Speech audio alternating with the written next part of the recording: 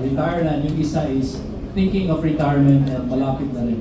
And my story inspired them, no? Kasi alam naman natin sa employment, in a way, parang slave ka, no?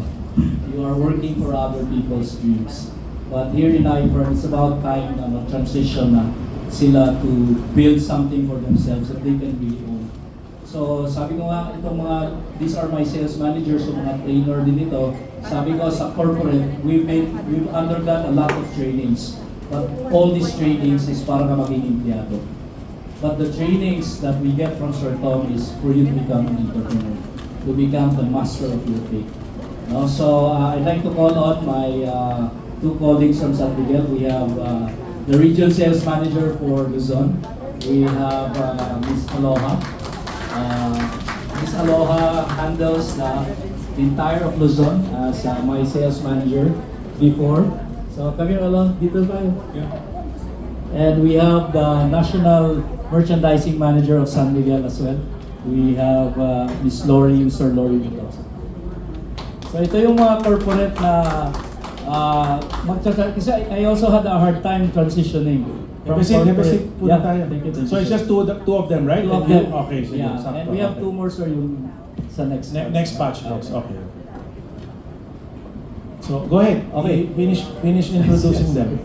So si Miss Aloha recently just left San Miguel, and si Mr. Lori has also planned in the coming months to already go to the next chapters of their lives. So they've been in San Miguel for 25 years. Lori, 30 years, and si Aloha, 25 years. Ako, I left San Miguel after 30 years. Wow. So kami talaga yung mga solid corporate. Ang mindset namin is medyo may pagka-arrogante kami kasi San Miguel Corporation yan, di ba? The best employer in the Asia Pacific, and of course we are the #1 conglomerate in the entire Philippines. But why are we in iFirm? Again, very clear lang talaga yung reason, no? Because we are trained there as to become an employee. Kung gusto nila for life, they will. Pero of course, yung sense of being na hindi mo kaya, pwedeng ibang tao lang ang parati mong, i-serve. And for sure, ang mga insights niyan is that pag nasa power ka, dami mong kaibigan, no? But once you're out of the company, you're just like a chapter na nasara ng book mo, and then you're on your own. And the worst thing if you become too dependent on employment is that when you think of like, magre-retire naman ako, I get millions of pesos. But I always say to those who are retiring na cash is a volatile asset. I mean, isang sakit lang, maubos at maubos yun. You cannot keep your money in the bank. But what we are building here in iFirm is a source of income that will regularly bring in the money that you need, especially when you are going into old age. Kasi alam naman natin, pag mahirap ka na parent, parang ipasa-pasa ka ng mga anak mo, di ba? And as we grow, kasi may sakit si tatay, dyan na lang muna sa'yo.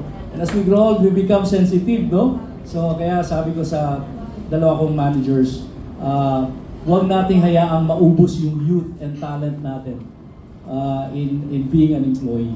So you really have to, make a decision, just like what Sir Tom said yesterday, make a decision, and that decision will definitely change your life. But you have to make sure that you are in a company that has solid reputation to really make things work for all of us. No? That can really convert your effort into real money that you can spend for the rest of your life. Not only that, you can give it down to your children. So yun talaga ang inspiration namin, is something that we can leave as a legacy. Kasi as an employee, wala ka naman talagang malalaking property, di ba? Kasi you've been employed all through your life. Pero here in iFirm, you can give what you built here. Kung presidential director ka nung namatay ka, the presidential director goes to your children. Kasi ako, vice president ako sa San Miguel, but when my children comes into San Miguel, they won't be vice president. They will start as regular employees. But here, you can really give that hard-earned effort at ginawa mo sa time mo dito to your children.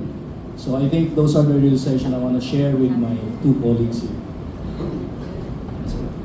Okay, so